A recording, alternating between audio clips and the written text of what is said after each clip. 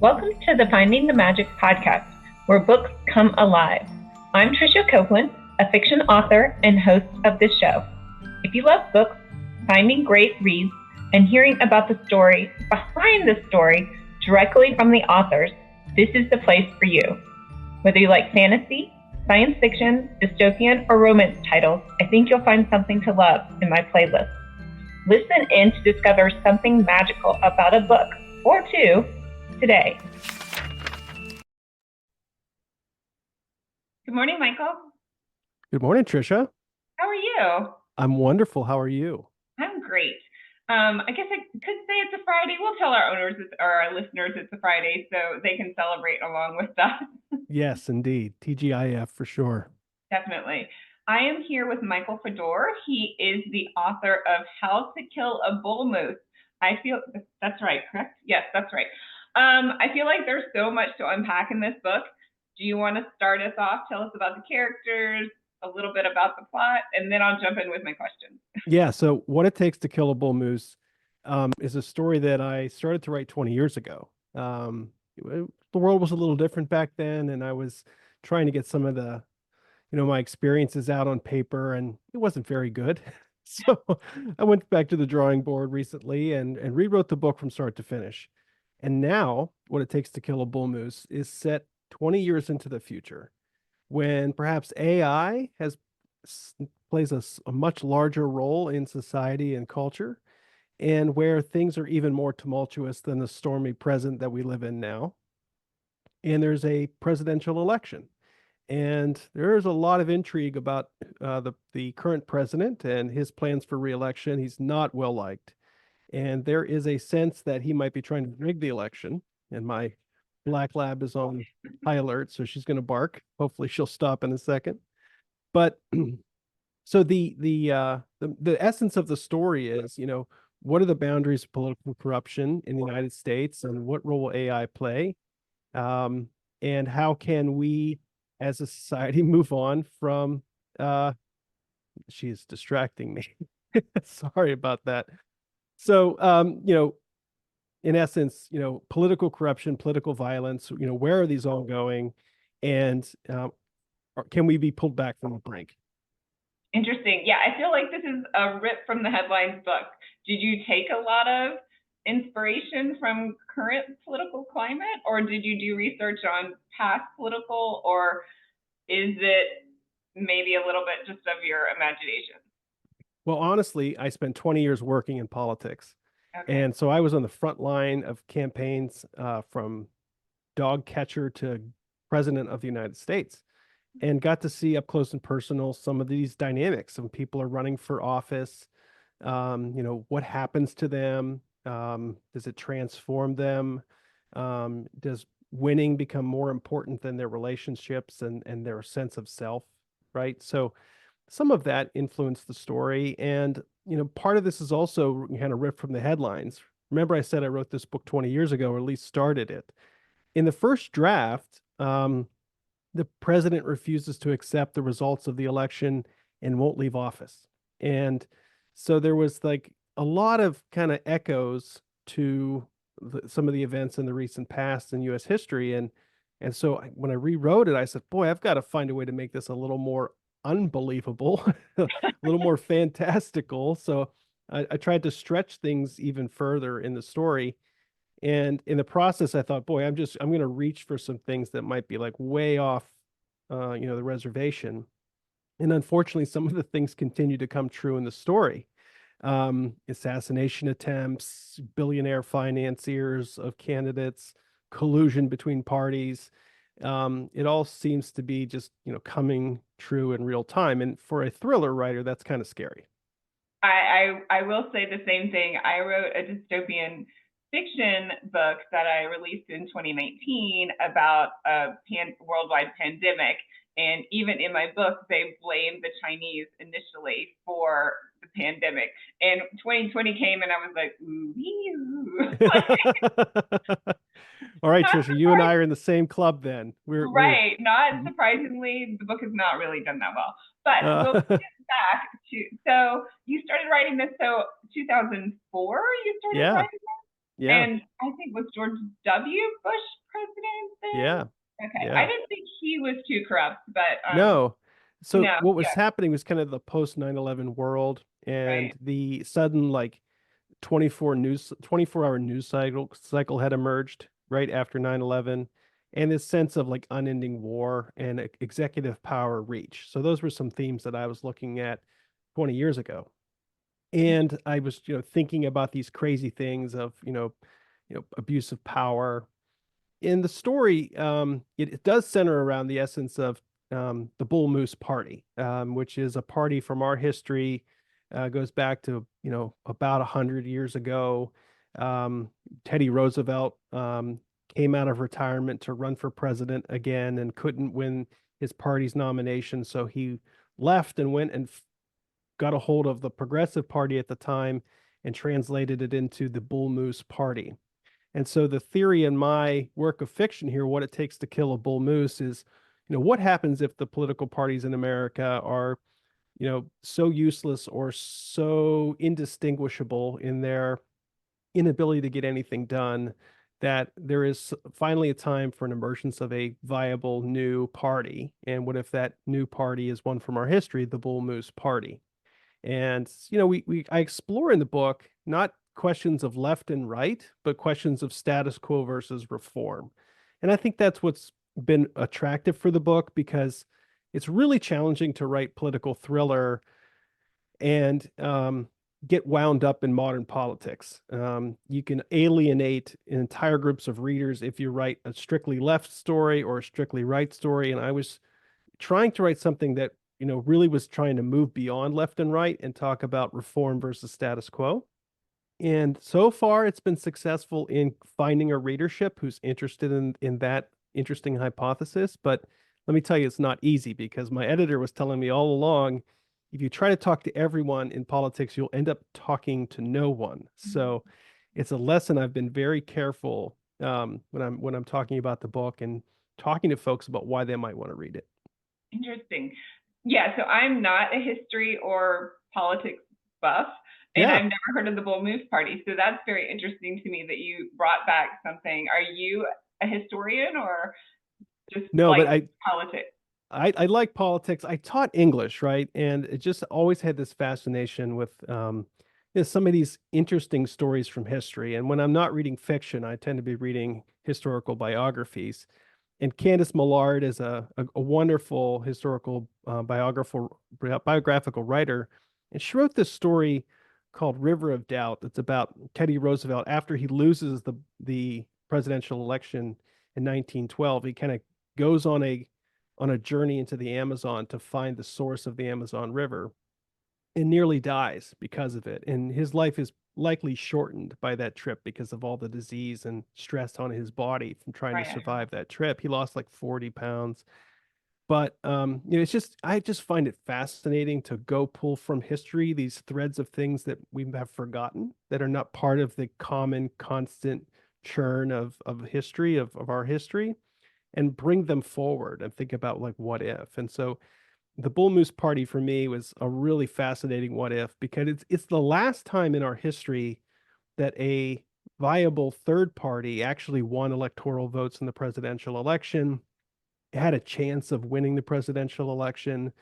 You have to go back to Lincoln. His Republican Party was a third party when it emerged as a party to try to win a presidential election and became one of the dominant major two parties. So that's what I'm theorizing in the book is there space for either a third major party to emerge or will it eventually replace one of these other two? And in the book, I don't talk about D's and R's. I talk about the old party and the other party to make a point that they're so indistinguishable 20 years into the future that they don't even deserve to have names for the reader. They're just old and other, and the reader can try to guess, which is which. Right. Yeah. Well, it's interesting. Yeah, I was talking to someone about like historically, we have been through time. I mean, it may feel really new to us right now, like how divided like the two parties are, but there have been times, like in Lincoln's time, when the country was so divided. And then it was geographically, now it's ideologically, right? But we have come back from that, of course. Someone pointed out, there was a civil war there, and we don't really want that again. Yeah, So, and this is supposed to be a series, correct? it is. This is the first book in the series called Bull Moose series, and the book ends at a real ending. But the next book, book two, which comes out Election Day, this November 5th, picks up just minutes after the conclusion of book one. So, and I'm already working on book three. So yes, there's at least three books in the series. I'm aiming for, maybe six or seven. We'll see how the characters evolve over time. Well, fine. Well, tell us about the major characters. Is the main character the one running for president? Yeah, so the protagonist is a character named Jackson Piper. A little bit about Jackson. Jackson was a U.S. Senator from Pennsylvania. He was a member of Congress. He is a former teacher, former lawyer. He is a reformer in his heart, and he starts off as a member of the other party. And when he's in the U.S. Senate, and he's running for his first reelection, and he's defeated before the book begins. And so when the book opens, you discover that his dream, they were whispers of him becoming president one day. Well, those dreams were shattered because he lost that reelection and he was swept aside by his party as someone they did not want. So he escapes to Colorado, takes his wife and his kids out there, and tries to hit the reset button on his life. And he's teaching at a college. He's trying to discover, what he's going to do with the next 40, 50 years of his life. He's in his 40s. And he's approached by two colleagues who used to work with him in the Senate and say there's a problem in DC. The sitting president, named Russell Warner, the antagonist of the story, is not well liked. He has some very bad tendencies. And it seems like Russell Warner is trying to rig his reelection. And this just strikes Piper as like the anti of what America is about, that people should fight fair and win fair. And whether or not Warner ought to be reelected, he shouldn't do it in a way that undermines the democratic process. But Jackson's not convinced that he ought to come out of retirement and run against Russell Warner. Now, Jackson is a 6'5", burly guy, beard. He's a woodsman type. He's a hunter. He's not your typical politician look. And he has to go talk to some mentors about whether or not he really could win an election if he tried to run again coming out of this retirement. And so some interesting people come up in the story, and the first major one is Ron Bender. Ron Bender is Jackson's chief of staff when he's in the Senate, and he's one of the two people that comes to visit Jackson in Colorado to convince him he ought to run for president. And Ron is not a lot like Jackson. Ron has made his career in politics in DC by cutting deals, by deceiving people, by being underhanded, by building relationships based on power. But Ron sees a real threat in Russell Warner winning re-election through nefarious means. And so Ron is trying to convince this do-gooder Jackson Piper to come back out of retirement and try to win the presidency. You've also got Jackson's wife, Dr. Catherine Piper. She's an oncologist. She's the breadwinner of the family since he is kind of trying to find himself. And she's all in on Jackson. She believes in him. But through the course of the book, that belief is going to start to cost her in very real, significant ways, her career, her family, her safety. And it starts to question for her, is politics really worth it? Is this country redeemable? Is it a nation that she ought to risk her entire livelihood and everything she holds dear and may not actually save it in the process? So it becomes a real battle for her.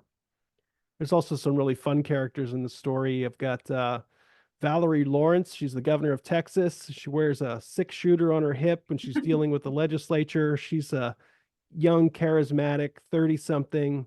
She's like maybe deserves her own like superhero franchise type. And she's full of Texas wit, and she is like Jackson, a reformer and a maverick. And they become quick friends when she comes to his defense because she's being attacked often for her approach to things. And so they form a very important and powerful alliance in the story, and one that ends up carrying them both forward into some pretty treacherous moments. Yeah. So is this written from a first person or a third person point of view? Third person point of view. So you get to see and hear the thoughts of kind of all these characters. And there are a lot of characters in the story. And maybe one other villain you should know about is Marco Alvarez, because he's essential to the story's plot. Marco is the guy financing Russell Warner's reelection. He's a billionaire. He owns a company called Juniper that is kind of the brainchild behind modern AI in the year 2044. And Marco Alvarez wants something, and he makes that very clear to President Warner. And at first, what he wants, Warner says no to. And so Alvarez backs off, and it's very clear that Warner's not going to be able to do this without Alvarez's help. And so then the price increases. And then you start to wonder if Alvarez is after something more as the story continues to unfold. Well, yeah, I can tell there are a lot of good personalities here, and it would be very intriguing to be in the mind of someone who is in that place to run for probably the most powerful position in the world, I would think. Indeed. Yeah. Neat. And I think that what we all maybe take for granted is that, and this is what I try to interweave in some of these characters, is particularly the president and Jackson Piper running for president. There's a lot of insecurity in these leaders. They convey confidence, they convey courage and strength, but when they're in their private thoughts, they're constantly wondering if they're doing the right thing, if they're the right person, or if people are out to get them. An insecure leader is a very dangerous leader at times, and so they're insecure in different ways, and it becomes apparent that they're all fallible. They're all flawed in their own way, but in what ways would you want your president to be flawed, and what ways would you not? And that's Okay. what Right. emerges. Yeah. So I think about this as, everybody tells you like you're a good parent if you are always second guessing and thinking that you got it wrong. So I'm going to go with the person who is wondering if they're doing the right thing, not wondering who's behind my back doing something. I mean, doing something wrong. That's the scary thing to want. But hopefully it's the protagonist Jackson that we like and we're rooting for. Yes, you're exactly right. Jackson's the one who wonders if he's the right person at the right time and if he has what it takes. And over time, he visits his mentor Reese Tolson, who she was the former governor of Pennsylvania, and she tells him, "Look, you've got the intelligence to do this job, but you don't have the grit. You're going to have to find that grit on the way campaigning for president to be able to stand up for what's coming your way, because you don't even know what these people are willing to do to stay in power." And at the end of the day, she says, Jackson, she gives him a stack of books to read, right? Because I love books too. And shows him all these examples where winning doesn't even matter. Getting the most votes in various times in our history has not secured the presidency. And she warns him that you could do all of this work, risk your life, get the most votes, and still not become president. And that's something he has to be aware of, is there might be more he has to do than just get the most votes in order to save the country. Right. Interesting. So how much are you going to sacrifice to make a difference, and can you make the difference that you wanted to make? And yeah. Yeah, So what if we it doesn't won't work ask out? for the spoiler, the happily ever after ending. Yeah. Don't tell us if it's not a happily ever after ending. I really struggle with writing, and as an author, you understand this. Like when you write an ending, which is the most important part of your book besides the first sentence, you can ruin a good book with a bad ending. Um, so you can either give the protagonist everything they wanted, you can give them nothing that they wanted, but they still work out, or you can just burn it all down and say, oh, it's a terrible ending, everyone dies. So I intend to provide the reader some hope that Okay. that all is not lost. This is, I would call it pre-dystopian literature. So it is, things are not completely hell in a handbasket yet, but there is some cause for hope by the end of the story for sure. Okay, yeah, my dystopian, it's also like environmentally dystopian. So mine's set like 60 years in the future, so maybe like 10 years after yours, Yeah. and we have global warming, and we don't live south of even Colorado. We don't live south of Wyoming because it's too hot, and yeah, it's horrible. So hopefully that won't come true, but hopefully your scenario looks a little bit better. Trisha, you and I are gonna have to compare some notes because yeah, global warming has happened in the story as well. Oh, okay. Part of what Jackson's talking with voters is like farming is like no longer a way of life for many people, and major industries like skiing up in Vermont is gone, right? These towns don't know what to do with themselves because no one comes to them anymore.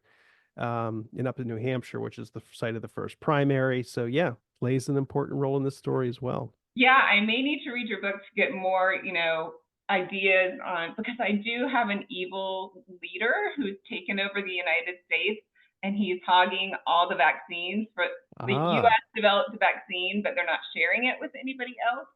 So only the people in the US are now well and not sick anymore. And of course, my heroes, I guess I should say, are the people who want to share the vaccine with the world. So I still haven't worked out how that's going to happen because I'm not sure I want to write that. So anyway, we'll go back to that topic later. But yes, we yeah, can talk offline for hours probably, sounds great. and I'll have to read your book to figure out what's going on.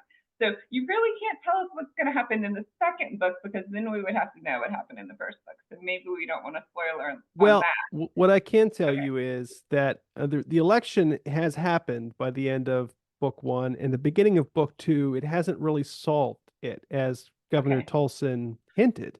And Okay. so there are procedures in the Constitution that are starting to have to play out in January 2045. And there is a real fight to ensure that Congress actually does its duty under the Constitution. And there are people making some moves to try to prevent that in order to stay in power. And the book is called Tree of Liberty, which is a play on a quote by Thomas Jefferson that says, "From time to time, the tree of liberty has to be cared for with the natural manure of the blood of patriots and the blood of tyrants," suggesting that at times there's a cycle of revolution that must occur, and it may not always be peaceful. We are very lucky to only have one such period in our history, as you mentioned, the Civil War. And so book two, Tree of Liberty, is not about necessarily a civil war, but it is about like an Arab Spring. If you think about the year 20, I think 15, some of the things that were happening across the Middle East of popular democratic reform, people going into the streets and demonstrating, ensuring that their popular will would be observed and that despots could be turned from office. And so that's a good hint on what Okay. awaits the reader in Tree of Liberty. Oh, fine. And I love your cover. We can see it a little bit in the Yeah. background, but the moose with the American flag on him, that's a brilliant idea for the It's cover. such an iconic, for those listening only, cover is black, kind of like I think maybe Hunger Games or what was the Twilight series. So black cover. The only thing you can see is a burned seal of the President of the United States and the head of a bull moose, but it is fur is red, white, and blue like an American flag. And that was always the image in my mind of this cover 20 years ago when I started writing the book. And through the power of AI and some good artwork, you're able to make it come to life. So I absolutely love this cover. It is the thing people gravitate to immediately when I'm at a book fair. They pick this book up and say, "This is cool. What is this about?" So, Right. Nice. Well, congratulations, 20 years in the making. Your book is published and your second one is coming out. So that's Tree of Liberty is the second yep, book. And so talking about AI, that did remind me, I was looking at that there was a little bit of twist of science fiction in this book or maybe in the series. Can you tell me more about that? absolutely. And this was the part of my writing that I hesitated with at first because I was strictly viewing myself as a thriller writer. And although I love science fiction, especially in my film and streaming series, I didn't necessarily see myself as fitting into the science fiction genre. Remember, I was a teacher though, and I had taught Fahrenheit 451 by Ray Bradbury, which I loved. It was my favorite book to teach. And I could go on and on about the brilliance of that story and all the symbolism and the science fiction of Bradbury.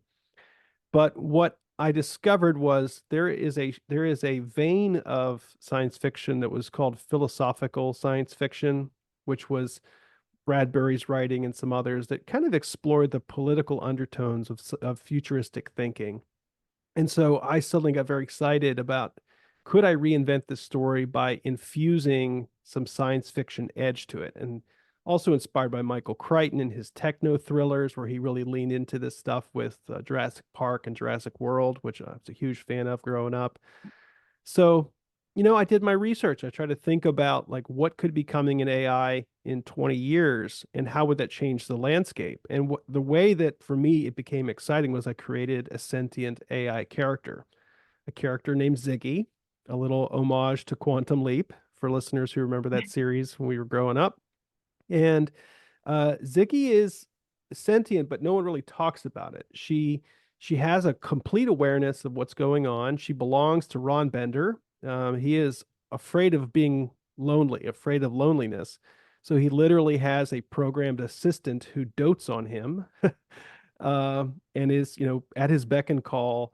But she's fully aware of the world around her. She's aware of people, and she is completely assistive at a moment's notice. In the prequel to this book called The Senate Deception, which is my novella, she's helping Ron Bender and Jackson Piper cram for a late night legislative session. And she says, "Well, what you guys want to eat?" And he said, "Something that'll keep us awake." She orders Chinese, but when she calls the Chinese restaurant up, she orders literally in Mandarin. So this is the type of stuff that you can have fun with when you write with a futuristic edge and an AI character who can just kind of go in all directions. And in the book, AI plays a really important role for two reasons. One, Juniper is kind of this company that has transformed the American economy through its um, production of an AI system that takes over kind of all aspects of life. And there's in the beginning of the book talk about the ways that um, the successor to AI we call SI, simulated intelligence, takes over the economy in ways that it just takes people out of jobs, takes the service industry out of jobs, takes food service industry people out of work, takes over basically all taxi driving, Uber, all customer service jobs are performed by these simulated intelligent assistants. And so it has this positive effect about making life easier, but a negative effect in like, losing millions of jobs from the economy that are not replaced. And this becomes an important part of the story because Alvarez makes all of his billions from his AI empire, and he seems to be wanting more from SI and AI, and that kind of unfolds in the story as maybe there's something to what he's trying to do by his cozying up to Russell Warner. And the Okay. second way it plays an important role is Ziggy. She's this character that quickly emerges as the one most powerful enough to defend Piper against Russell Warner and the attacks because when they need her most, she has access to records and systems and things that can deploy defenses far faster and quicker than humans can do. And so it became a really an exciting way to move the story in a thrilling way. That's very cool. Yeah, I guess if you're going to set a book in the future, you have to have some element of science fiction to make it work, right? I mean, Yeah. People expect things to have changed, right? right? So Yeah, it's not going to stay exactly the same it is today. So yeah. neat. So you hinted on a prequel novella. Tell me Yep. about Yeah, it's called The Senate Deception. And it's free on my website, that. Okay. michaelfedorbooks.com. If you want to download an ebook, you can kind of test out my writing by reading the novella. And the first four chapters of What It Takes to Kill a Bull Moose are also included in the ebook. So you also get a taste for what it takes to kill a bull moose by downloading it. And it's set 5 years before the start of Bull Moose. So Jackson's still in the Senate. So is Russell Warner. He's a senator, not president yet. Okay. And the book hinges on a blackmail plot to get Jackson Piper to reform the Senate filibuster, which is in the news like every 6 to 8 months in the US. It was just in the news last week. And the filibuster, Jackson's trying to reform it in a way that will restore to what it was originally intended to be. But the reason he's doing it is not because he just wants to reform the Senate. He's being blackmailed into doing it. And there is a whole plot that emerges that ends up costing someone their life in the course of the debate over changing this rule. And it's a little taste into the intrigue. And like I said, Ziggy's in the book, so you also get a taste for the science fiction early on in the story. She's Oh, like that sounds so in the fun. first Yeah. chapter. Very fun. Well, I'm sure all of our listeners are going to like go to your website right now and download the free novella. And it doesn't give anything away to read the prequel novella for the To Kill a Bull Moose, right? No, it doesn't. In fact, if you read What It Takes to Kill a Bull Moose, they refer to the filibuster fight and oh how bad it was, but they don't give everything away. So you kind Okay. of leave reading Bull Moose going, huh, I'm gonna go Oh, back and read the Senate deception. Or likewise, you can read the Senate deception and you will be ready to go, exactly knowing who Jackson is, who Ron Bender is, who Ziggy is, and why Russell Warner hates Jackson Piper by the time you start reading What It Takes to Kill a Bull Moose. awesome. Fun, fun. So tell us where we can find your books. So you can get my books direct to my website, Michael Fedor, Fedor books.com. I have a shop there. You can buy all these books in ebook, print, audiobook as well. I'm also widely distributed. So you get me on Amazon, Apple, Chirp, um, Ingram Spark, and then anywhere else you buy Barnes and Noble. If you go to my website, I literally have links to all those stores, and I'm sure there are others that I don't even know about yet that are popping up. But it's great because I know I've found that my readers are some folks want to get direct from author, some have their subscription services with Kobo and Chirp and Amazon, and so I felt by being wide, I'll be able to reach as many readers as possible.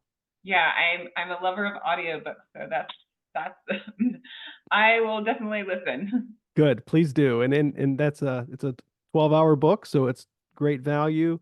It's a long book. It's a little it was a little challenging as a first-time author out the gate to cut this story down to 100,000 words. So it's a little Yeah, longer than it that. is It's a long. 400-page book, but it moves quick, it moves fast, doesn't drag on. So I think people will be really excited to read it or Well, listen. fun. I'm excited to read it, so you've convinced me. Awesome. Well, thank you so much, Michael, for being here, and hopefully within a couple of months we can have you back to talk about your new book too. I would love that. And anytime you want to talk about AI or climate change or you want to brainstorm your next dystopian plot line, you call me. I'll be ready to go. Okay, thank you so much. I will definitely do that. Thanks, Trisha. Bye, Michael. Bye-bye.